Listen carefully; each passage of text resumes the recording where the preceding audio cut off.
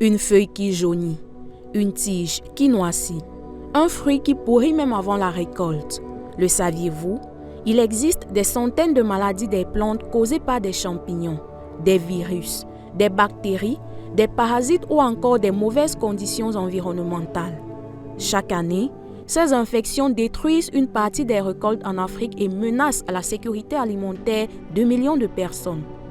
Comment reconnaître ces maladies et protéger efficacement les cultures? Season Media vous dit tout.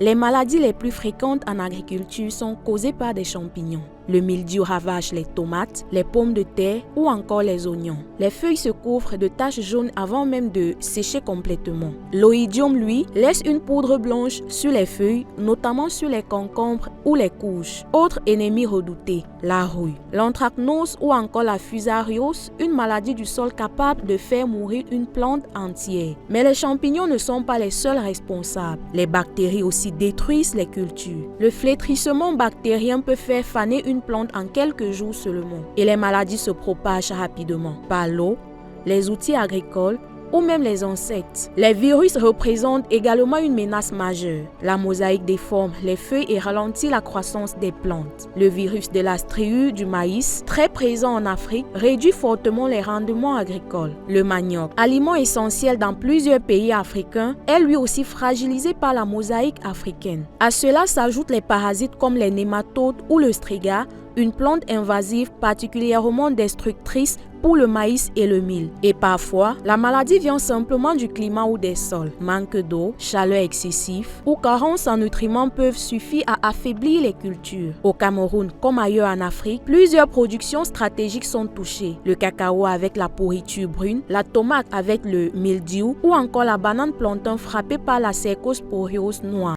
La cercosporiose noire, c'est une maladie foliaire la plus dévastatrice du plantain et elle attaque surtout les feuilles, ce qui crée des stries noires et qui s'élargissent en nécrose.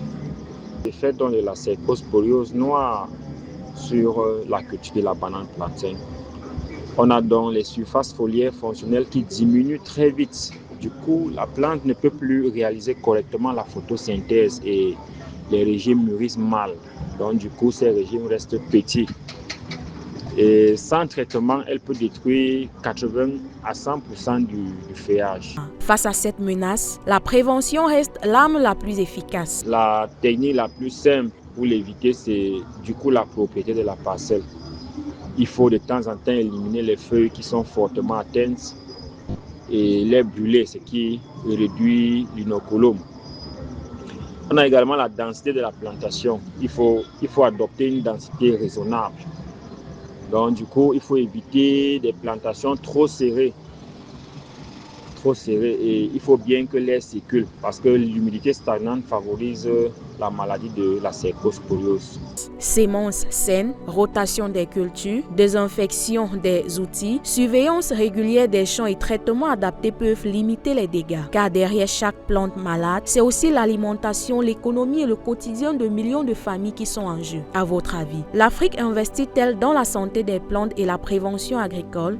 Donnez-nous vos avis en commentaire. N'hésitez pas à liker, partager et vous abonner pour plus de contenu sur Season Media.